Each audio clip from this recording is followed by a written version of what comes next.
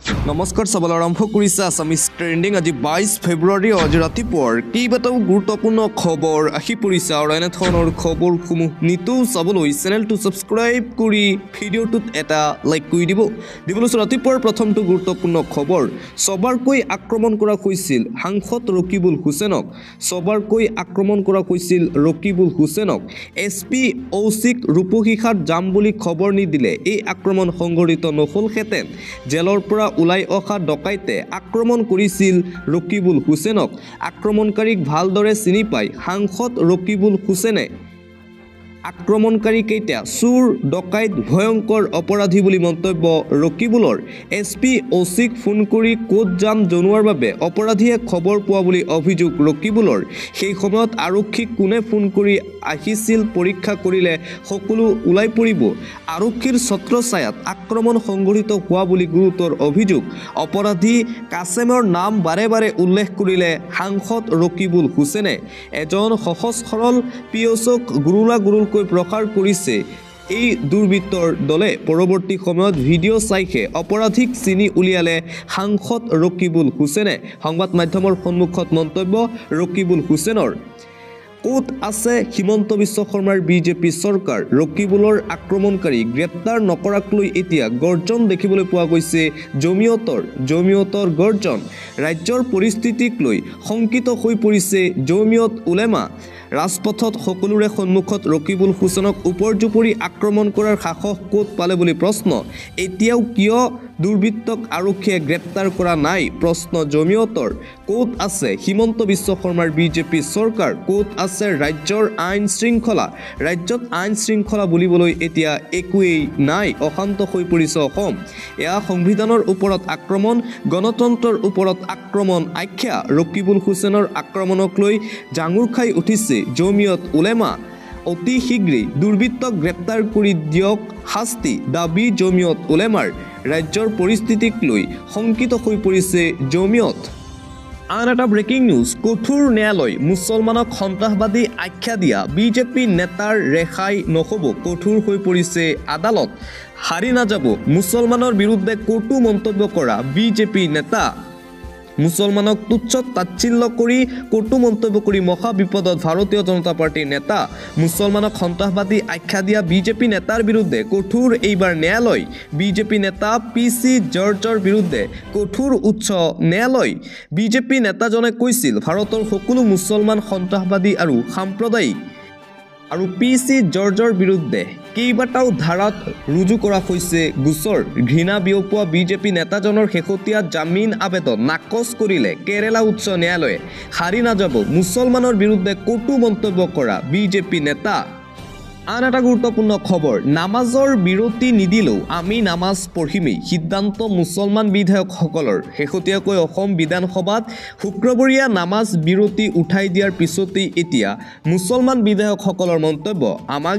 বিৰতি নালাগে আমি বিৰতি অবিহনেই নামাজ পঢ়িম নামাজৰ বিৰতি নিদিলেও আমি নামাজ পঢ়িমেই কোনেও বাধা দিব নোৱাৰে বিধানসভাৰ নামাজ বিৰতিক লৈ মুছলমান বিধায়কৰ সিদ্ধান্ত শুক্ৰবৰীয়া নামাজ মুছলমানসকলৰ বাবে বহু গুৰুত্বপূৰ্ণ নামাজ বিধানসভাত 31জন বিধায়ক থকাৰ পাছতো অনুমতি নিদিলে নামাজ পঢ়াৰ জোৰ জবৰদস্তি এই নিয়ম আনিছে হিমন্ত বিশ্ব শৰ্মাৰ বিজেপি চৰকাৰে 126জন বিধায়কৰ 31জনেই মুছলমান MLA অসম বিধানসভাত নামাজৰ বিৰতি নিদিলেও আমি বিধানসভাৰ পৰা ওলাই গৈ নামাজ পঢ়িমেই এঘণ্টা বিধানসভাৰ কাৰ্যসূচীৰ পৰা বিৰত থাকিবলগীয়া হ'ল 31জন মুছলমান বিধায়ক এই এঘণ্টাত বহু গুৰুত্বপূৰ্ণ বিষয়ত হ'ব আলোচনা কিন্তু অংশগ্ৰহণ কৰিব নোৱাৰিলে 31জনকৈ মুছলমান MLA নামাজৰ বিৰতি নিদিলেও আমি নামাজ পঢ়িম বুলি হুংকাৰ মুছলমান বিধায়কসকলৰ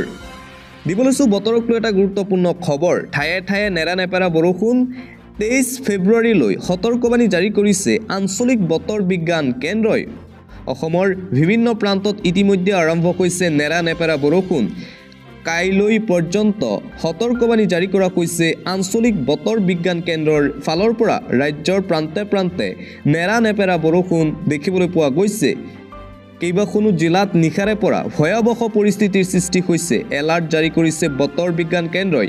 23 ফেব্ৰুৱাৰীলৈ ৰাজ্যত বতৰ বিজ্ঞান কেন্দ্ৰৰ হাই এলাৰ্ট জাৰি। নামনি অসম, মধ্য অসমত হ'ব বৰষুণ, ধুমুহা বৰষুণৰ লগতে বিজুলী ঢেৰেকনিৰো সতৰ্কবাণী 10 জিলাত বতৰ বিজ্ঞান কেন্দ্ৰৰ।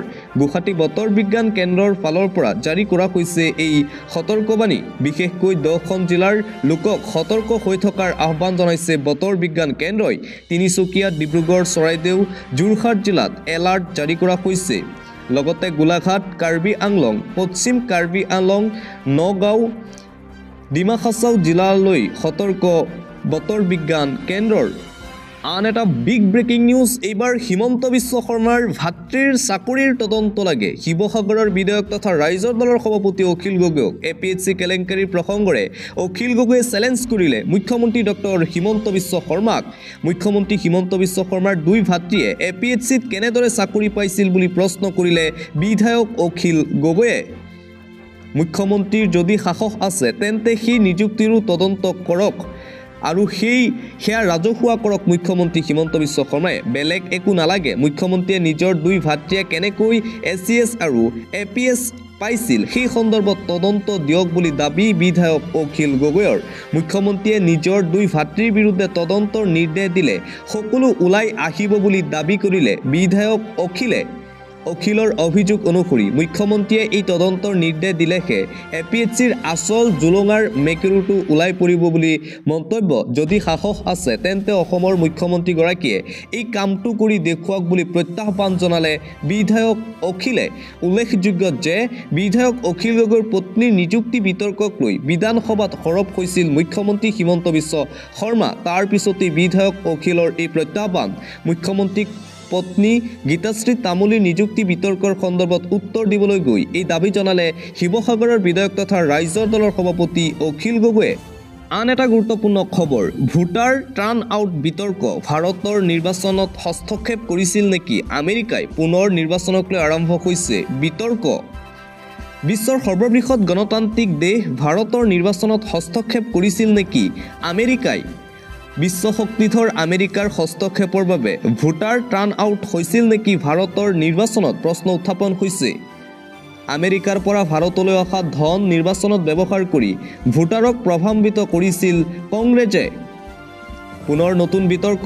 US এজেন্সি ফৰ ইণ্টাৰনেশ্যনেল ডেভেলপমেণ্টে ভাৰতলৈ আগবঢ়োৱা ধন নিৰ্বাচনত ব্যৱহাৰ কৰাৰ অভিযোগ কৰিছিল ডনাল্ড ট্ৰাম্পে।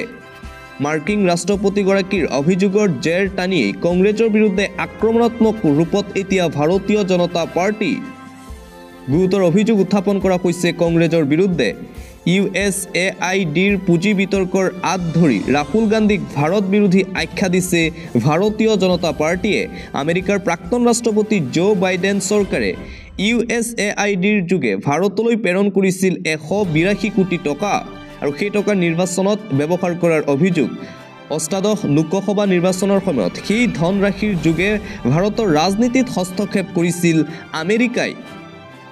লোকসভা নিৰ্বাচনত নৰেন্দ্ৰ মোদীৰ ভাৱমূৰ্তি বিনষ্ট কৰিবলৈ একাংশ সাংবাদিক আৰু সংগঠনক ধন যোগান ধৰিছিল USAIDয়ে। শেহতীয়াকৈ মাৰ্কিন ৰাষ্ট্ৰপতি ডনাল্ড ট্ৰাম্পৰ এই দাবীক লৈ উত্তাপ বৃদ্ধি হৈছে ভাৰতৰ ৰাজনীতিত। যেতিয়া এজন মতা মানুহ খুব দুৰ্বল হয় তেতিয়া তেওঁ মাইকী মানুহক আক্ৰমণ কৰিব আৰম্ভ কৰে। সাংসদৰ পাছত বিধায়কৰ পত্নীৰ পাছত মুখ্যমন্ত্ৰী হিমন্ত বিশ্ব শৰ্মা। নিজৰ পত্নীৰ কথা আনে ক'লে খং উঠা মুখ্যমন্ত্ৰী পৰিল পাকত। সবল পুৰুষ হৈও কিয় বিধায়কৰ পত্নীক আক্ৰমণ মুখ্যমন্ত্ৰীৰ? নিজৰ দুৰ্বলতাৰ কথা নিজেই প্ৰমাণ দিলে নেকি মুখ্যমন্ত্ৰী হিমন্ত বিশ্ব শৰ্মাই? বিধানসভাৰ মজিয়াত নিজে কোৱা কথাতেই ফচিল মুখ্যমন্ত্ৰী ডক্টৰ হিমন্ত বিশ্ব শৰ্মা। সাংসদৰ পাছত এইবাৰ সাংসদৰ পত্নীৰ পাছত লাগিল মুখ্যমন্ত্ৰী হিমন্ত বিশ্ব শৰ্মা। শেহতীয়াকৈ গৌৰৱ গগৈৰ পত্নীৰ বিতৰ্ক মাৰ নাযাওঁতেই পুনৰ হিমন্ত বিশ্ব শৰ্মাই বিধায়ক অখিল গগৈৰ পত্নীৰ বিতৰ্ক টানি আনিছে। আনকি বিধানসভাৰ মজিয়াত মুখ্যমন্ত্ৰী হিমন্ত বিশ্ব শৰ্মাই কৈছিল, যিজন পুৰুষে পুৰুষৰ লগত নোৱাৰে সেইজন পুৰুষেহে মাইকী মানুহৰ পিছত লাগি থাকে মুখ্যমন্ত্ৰী হিমন্ত বিশ্ব শৰ্মাৰ সেই মন্তব্য ইতিমধ্যেই সামাজিক মাধ্যমত ভাইৰেল হৈ পৰিছে। বহুতে প্ৰশ্ন কৰিছে মুখ্যমন্ত্ৰীয়ে এতিয়া শিৱসাগৰৰ বিধায়ক তথা ৰাইজৰ দলৰ সভাপতি অখিল গগৈৰ পত্নীৰ পিছত কিয় লাগি আছে। আন এটা গুৰুত্বপূৰ্ণ খবৰ, অধ্যাপিকা গীতাশ্ৰী তামুলীৰ সমৰ্থনত সামাজিক মাধ্যমত জোৱাৰ। সামাজিক মাধ্যমত ব্যাপক সঁহাৰি দেখিবলৈ পোৱা গৈছে। শিৱসাগৰৰ বিধায়ক তথা ৰাইজৰ দলৰ সভাপতি অখিল গগৈৰ পত্নীৰ বিৰুদ্ধে যি উত্থাপন হৈছিল অভিযোগ, সেই অভিযোগক এতিয়া নস্যাৎ কৰিছে সামাজিক মাধ্যম যোগে ৰাইজে। সচেতন শিক্ষিত মহলৰো প্ৰশ্ন মুখ্যমন্ত্ৰীৰ প্ৰতি। শেহতীয়াকৈ গীতাশ্ৰী তামুলীৰ বিৰুদ্ধে মুখ্যমন্ত্ৰীয়ে আনিছিল অভিযোগ। অধ্যাপিকা গীতাশ্ৰী তামুলীৰ জ্ঞানৰ গভীৰতা বুজে নাই মুখ্যমন্ত্ৰী হিমন্ত বিশ্ব শৰ্মাই। উচ্চতৰ মাধ্যমিকত সৰ্বোচ্চ নম্বৰৰ পৰা গ'ল্ড মেডেলিষ্টলৈ গীতাশ্ৰী তামুলীৰ মেধাৰ উমানলক মুখ্যমন্ত্ৰী হিমন্ত বিশ্ব শৰ্মাই। মুখ্যমন্ত্ৰী হিমন্ত বিশ্ব শৰ্মাই যেন এতিয়া গীতাশ্ৰী তামুলীৰ বিৰুদ্ধে অভিযোগ উত্থাপন কৰি বিপদতহে পৰিছে, কিয়নো সামাজিক মাধ্যম যোগে অসমৰ প্ৰতিজন লোকে যেন এতিয়া অধ্যাপিকা গীতাশ্ৰী তামুলীক সমৰ্থন কৰিছে হিমন্ত বিশ্ব শৰ্মাৰ বিপৰীতে। আন এটা গুৰুত্বপূৰ্ণ খবৰ, শংকৰদেৱ আদৰ্শৰ সৈতে মিল নাই শংকৰ সংঘৰ। শংকৰ সংঘৰ বিৰুদ্ধে এজাহাৰ অনুসূচিত জাতি ছাত্ৰ সন্থাৰ। শংকৰ সংঘৰ বিৰুদ্ধে এইবাৰ গৰজি উঠিল সদৌ অসম অনুসূচিত জাতি ছাত্ৰ সন্থা। শ্ৰীমন্ত শংকৰদেৱ সংঘৰ বিৰুদ্ধে এজাহাৰ দাখিল অসম অনুসূচিত জাতি ছাত্ৰ সন্থাৰ। আহোম সংগঠনৰ সৈতে শংকৰ সংঘৰ সংঘাতৰ মাজতেই এজাহাৰ দাখিল সংগঠনটোৰ এজন ব্যক্তিয়ে কৈৱৰ্ত জাতিক সকলোতকৈ পিছপৰা বুলি মন্তব্য কৰাক লৈ ক্ষোভ। শংকৰদেৱ সংঘ শংকৰদেৱৰ আদৰ্শৰ লগত মিল নাই, পৰশজ্যোতি দাসৰ মন্তব্য। শংকৰ সংঘই অসমীয়া জাতিক একত্ৰিত নকৰে, বৰঞ্চ ভাগ ভাগহে কৰে। শংকৰ সংঘৰ বিৰুদ্ধে এইবাৰ গৰজি উঠিল সদৌ অসম অনুসূচিত জাতি ছাত্ৰ সন্থা। পৰৱৰ্তী খবৰ, তিনিচুকীয়াত টকাৰ পাহাৰ। টকা গণি গণি ভাগৰি পৰিছে খোদ আৰক্ষী। তিনিচুকীয়াত বান্দিলে বান্দিলে উদ্ধাৰ হৈছে টকা। টকা গণি গণি ভাগৰি পৰিছে প্ৰশাসনৰ লোক, ভাগৰি পৰিছে আৰক্ষী। 500 টকীয়া 100 আৰু 500 টকীয়া নোটেৰে ভৰিছে এটা কোঠা। এটা ড্ৰাগছ ব্যৱসায়ীৰ ঘৰত টকাৰ পাহাৰ উদ্ধাৰক লৈ চাঞ্চল্য তিনিচুকীয়াত। আৰক্ষীয়ে টকা গুণিবলৈ ব্যৱহাৰ কৰিব লগা হৈছে মেচিন। মাকুমৰ ড্ৰাগছ বেপাৰী পবিত্ৰ মৰাণৰ ঘৰত আৰক্ষীৰ তীব্ৰ অভিযান। ধৃত পবিত্ৰ মৰাণৰ ঘৰত উদ্ধাৰ হৈছে সোণৰ গহনাও। আৰক্ষীয়ে এতিয়াও অব্যাহত ৰাখিছে তদন্ত। 10 লাখৰো অধিক টকা বৰ্তমানলৈকে জব্দ কৰিছে আৰক্ষীয়ে। পৰৱৰ্তী খবৰ, চূড়ান্ত বিসংগতি প্ৰশ্নকাকতেই নাহিল উচ্চতৰ মাধ্যমিক পৰীক্ষাত। মেট্ৰিকৰ পাছত এইবাৰ উচ্চতৰ মাধ্যমিকৰ পৰীক্ষাত চূড়ান্ত বিসংগতি। প্ৰশ্নকাকতেই নাহিল হায়াৰ ছেকেণ্ডেৰী ফাইনেল এক্সামৰ ৰসায়ন বিজ্ঞানৰ পৰীক্ষাৰ। প্ৰশ্নকাকত আহিব বুলি বুন্দাপৰ পৰীক্ষাৰ্থীৰ।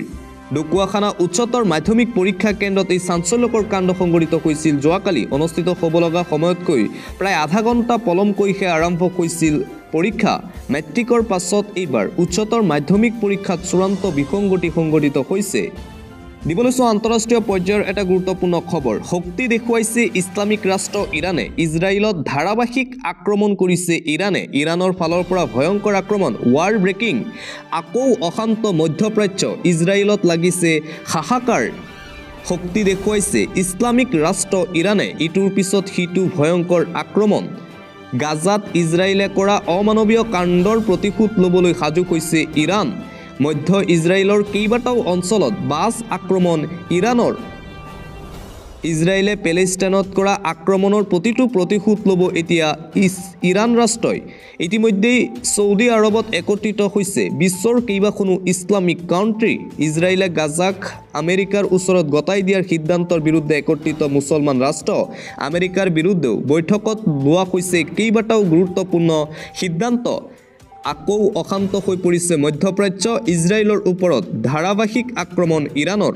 আন এটা গুৰুত্বপূৰ্ণ খবৰ, হিমন্ত বিশ্ব শৰ্মাৰ বিজেপি চৰকাৰৰ দিনত এতিয়া নিৰাপদ নহয় খোদ আৰক্ষীসকল। হিমন্তৰ হাতত গৃহ বিভাগ, সুৰক্ষিত নহয় ৰাজ্যৰ আৰক্ষীসকল। যোৱা পৰহি সাংসদ ৰকিবুল হুছেইনক ৰূপসী ঘাটৰ নতুন বজাৰত যে আক্ৰমণ কৰিছিল দুৰ্বৃত্তই, সেয়া কেৱল ৰকিবুল হুছেইনৰ ওপৰত আক্ৰমণ হোৱা নাছিল, ৰকিবুল হুছেইনৰ দেহৰক্ষীৰ ওপৰতো গুৰুলকৈ প্ৰহাৰ কৰিছিল সেই দুৰ্বৃত্তৰ দলে। সেয়েহে এতিয়া ৰকিবুল হুছেইনৰ মন্তব্য, হিমন্ত বিশ্ব শৰ্মাৰ হাতত সৰ্বসাধাৰণ ৰাইজটো বাদেই হিমন্ত বিশ্ব শৰ্মাৰ বিজেপি চৰকাৰৰ হাতত সুৰক্ষিত নহয় গৃহ বিভাগ, সুৰক্ষিত নহয় ৰাজ্যৰ আৰক্ষী বিষয়াসকল। 2026 চনৰ বিধানসভা নিৰ্বাচনত নিজৰ পতন নিশ্চিত বুলি গম পাইছে হিমন্ত বিশ্ব শৰ্মাই। সেয়েহে এনেবোৰ কাণ্ড সংঘটিত কৰিবলৈ আৰম্ভ কৰিছে হিমন্ত বিশ্ব শৰ্মাই। ৰকিবুল হুছেইনক আক্ৰমণ কৰাৰ পিছতেই এতিয়া হিমন্ত বিশ্ব শৰ্মাৰ বিজেপি চৰকাৰৰ বিৰুদ্ধে ইটোৰ পিছত সিটো বিস্ফোৰক মন্তব্য কৰিছে ৰকিবুল হুছেইনে। আন এটা ব্ৰেকিং নিউজ, বিধানসভাত বৃহৎ ঘোষণা মুখ্যমন্ত্ৰী হিমন্ত বিশ্ব শৰ্মাৰ। মাটি দখল কৰি থকা লোকেও লাভ কৰিব ভূমি পট্টা। ৰাজ্য চৰকাৰৰ ফালৰ পৰা ভূমিৰ পট্টা দিয়া হ'ব মাটিক লৈ। এটা ব্ৰেকিং নিউজ, বেদখলকাৰীৰ কবলত থকা ৰাজ্যৰ ভূমিক লৈ বিধানসভাত বৃহৎ সিদ্ধান্ত গ্ৰহণ কৰা হৈছে। চৰৰ ভূমিটো চলোৱা হ'ব ছাৰ্ভে চৰকাৰৰ ফালৰ পৰা। মাটি দখল কৰি থকা লোকে লাভ কৰিব ভূমিৰ পট্টা। গোৱালপাৰাৰ বেদখলকৃত ভূমিক লৈ বৃহৎ ঘোষণা হিমন্ত বিশ্ব শৰ্মাৰ চৰকাৰৰ। চাহ বাগিচাৰ ভূমিহীন লোকলৈ ভূমি প্ৰদানৰ সিদ্ধান্ত ৰাজ্য চৰকাৰৰ। বেদখলকাৰীক কবলত থকা ৰাজ্যৰ ভূমিক লৈ বিধানসভাত বৃহৎ সিদ্ধান্ত। চৰৰ ভূমিটো চলোৱা হ'ব ছাৰ্ভে চৰকাৰৰ ফালৰ পৰা। ভূমি দিয়া হ'ব ভূমিহীন লোকক। মাটি দখল কৰি থকা লোকে লাভ কৰিব ভূমিৰ পট্টা। গোৱালপাৰাৰ বেদখলকৃত ভূমিক লৈ বৃহৎ ঘোষণা কৰিছে হিমন্ত বিশ্ব শৰ্মাৰ বিজেপি চৰকাৰে। ৰাজ্যত পুনৰ সংঘটিত হৈছে চাঞ্চল্যকৰ ঘটনা। এইবাৰ বন্ধুৱে হত্যা কৰিলে নিজ বন্ধুক। গুৱাহাটী মহানগৰীত পুনৰ চাঞ্চল্যকৰ ঘটনা। গুৱাহাটী মহানগৰীত নিতৌ এনেধৰণৰ ঘটনা সংঘটিত হৈ আছে। গুৱাহাটী মহানগৰীত পুনৰ সংঘটিত হৈছে হত্যাকাণ্ডৰ ঘটনা। বিশ্বাসত লোৱা বন্ধুৰ হাততে প্ৰাণ হেৰুৱালে এজন বন্ধুৱে।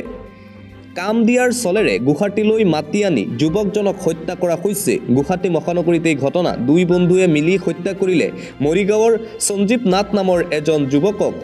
প্ৰসাদ নাথ আৰু আনন্দ দাস নামৰ দুই বন্ধুৰ বিৰুদ্ধে এই অভিযোগ উত্থাপন কৰা হৈছে। বিলপাৰলৈ নিশা লৈ গৈ সঞ্জীৱক হত্যা কৰাৰ অভিযোগ পৰিয়ালৰ। 17 জানুৱাৰীত কামৰ সন্ধানত গুৱাহাটীলৈ আহিছিল সঞ্জীৱ নাথ। উজান বজাৰৰ অমিত এজেঞ্চি নামৰ সিকিউৰিটি এজেঞ্চিত কৰ্মৰত আছিল যুৱকজন। দুই বন্ধুৱে মাৰপিট কৰাৰ কথা পৰিয়ালক জনাইছিল সঞ্জীৱে। কাতৰভাৱে প্ৰাণৰ ভিক্ষা খুজিছিল যুৱকজনে। আৰু পুনৰ গুৱাহাটী মহানগৰীত এই ঘটনা। দীৰ্ঘদিনে GMCHত চিকিৎসাধীন হৈ আছিল যুৱকজন। অৱশেষত মৃত্যুক আঁকোৱালি ল'লে। চিকিৎসাধীন অৱস্থাতে নিশা মৃত্যুক আঁকোৱালি ল'লে যুৱকজনে। সঞ্জীৱৰ মৃত্যুৰ খবৰ পোৱাৰ পিছতেই মৰিগাঁৱৰ ঘৰত মৃত্যু হয় সঞ্জীৱৰ। ঘটনা সন্দৰ্ভত ন্যায় বিচাৰি এজাহাৰ দাখিল কৰিছে ভুক্তভোগী পৰিয়ালে। পৰৱৰ্তী খবৰ, পৰম্পৰা, ৰীতি নীতি, খাদ্য বা সাজপাৰ কেতিয়াও এৰি দিয়াটো উচিত নহয়। এইবোৰ কেতিয়াও এৰি দিব নালাগে। পৰম্পৰা, ৰীতি নীতি, খাদ্য বা সাজপাৰ কেতিয়াও এৰি দিয়াটো উচিত নহয়। জনগোষ্ঠীয় আৰু জনজাতীয় চিন্তা চেতনাক বাদ দি আমি আগবাঢ়িব নোৱাৰোঁ অসমত। যুগ যুগ ধৰি অসমত ভূমিপুত্ৰসকলে বসবাস কৰি আছে। জনগোষ্ঠীয় ভূমিপুত্ৰসকলক কৃষ্টি সংস্কৃতি পৰম্পৰা ঐতিহ্য ৰীতি নীতিক লৈ অসমীয়া জাতি সংগঠন প্ৰতিক্ৰিয়া ত্বৰান্বিত হৈছে। চুবুৰীয়া ৰাজ্য অৰুণাচল, মেঘালয়, নাগালেণ্ডত খ্ৰীষ্টান ধৰ্ম গ্ৰহণ কৰিছে বহু লোকে। কিন্তু তেওঁলোকৰ পুৰণি ৰীতি নীতি এৰি দিয়া নাই। শ্ৰীমন্ত শংকৰদেৱ সংঘৰ বিতৰ্কক লৈ অসম জাতীয় যুৱ ছাত্ৰ পৰিষদৰ সভাপতি পলাশ চাংমাইৰ এই প্ৰতিক্ৰিয়া। আন এটা গুৰুত্বপূৰ্ণ খবৰ, ভাৰতত কোম্পানী স্থাপন কৰিব ইলন মাস্কে। মাস্কৰ সিদ্ধান্তৰ বিৰোধিতা ডোনাল্ড ট্ৰাম্পৰ। নৰেন্দ্ৰ মোদী আমেৰিকাৰ পৰা উভতি অহাৰ পাছতে পাভলুটি মাৰিছে আমেৰিকাৰ ৰাষ্ট্ৰপতি ডোনাল্ড ট্ৰাম্পে। নৰেন্দ্ৰ মোদী আছিল আমেৰিকাৰ ভ্ৰমণত, তাৰ পিছতে পাভলুটি। ইলন মাস্কে ভাৰতত উদ্যোগ নিৰ্মাণ কৰাৰ বিৰোধিতা কৰিছে আমেৰিকা যুক্তৰাষ্ট্ৰই। ডোনাল্ড ট্ৰাম্পৰ বিৰোধিতা। বিশ্বৰ সৰ্ববৃহৎ বৈদ্যুতিক গাড়ী নিৰ্মাতা প্ৰতিষ্ঠান টেছলাৰ ভাৰত এণ্ট্ৰিক লৈ নাৰাজ হৈ পৰিছে আমেৰিকাৰ ৰাষ্ট্ৰপতি ডোনাল্ড ট্ৰাম্প। কৰিছে বিৰোধিতা গুজৰাট হৈ ভাৰতৰ গাড়ীৰ বজাৰত এণ্ট্ৰি কৰিবলৈ সাজু হৈছে ইলন মাস্কৰ টেছলা কোম্পানী কিন্তু সেয়া হ'ব নিদিয়ে ট্ৰাম্পে কিন্তু ইলন মাস্কে ভাৰতত কোম্পানী স্থাপন কৰিলে আমেৰিকাৰ সৈতে অন্যায় কৰা হ'ব বুলি দাবী কৰিলে আমেৰিকাৰ ৰাষ্ট্ৰপতি ডোনাল্ড ট্ৰাম্পে ভাৰত চৰকাৰে সৰ্বাধিক শুল্ক লগোৱাৰ বাবে ইলন মাস্কক গাড়ী নিৰ্মাতা প্ৰতিষ্ঠানে কৰ নিদিয়ে ভাৰত চৰকাৰে সৰ্বাধিক শুল্ক লগোৱাৰ বাবে এই সিদ্ধান্ত আমেৰিকাৰ ব্যৱসায়িক প্ৰতিষ্ঠানৰ ওপৰত বিদেশী ৰাষ্ট্ৰই অধিক শুল্ক লগোৱাক লৈ নাৰাজ হৈ পৰিছে ৰাষ্ট্ৰপতি ডোনাল্ড ট্ৰাম্প ইলন মাস্কৰ বিৰুদ্ধেও নাৰাজ ব্যক্তিগত লাভৰ বাবে ইলন মাস্কে ভাৰতত উদ্যোগ স্থাপন কৰিলেও এই সিদ্ধান্তই আমেৰিকাক ক্ষতিগ্ৰস্ত কৰিব বুলি দাবী ইলন মাস্কৰ মাৰ্কিন সংবাদ মাধ্যমৰ সৈতে হোৱা এক সাক্ষাৎকাৰক এই দাবী কৰিছিল ইলন মাস্কে হয়তো এতিয়া ইলন মাস্কে ভাৰতত কোম্পানী নুখোলে কিয়নো নাৰাজ হৈ পৰিছে ডোনাল্ড ট্ৰাম্প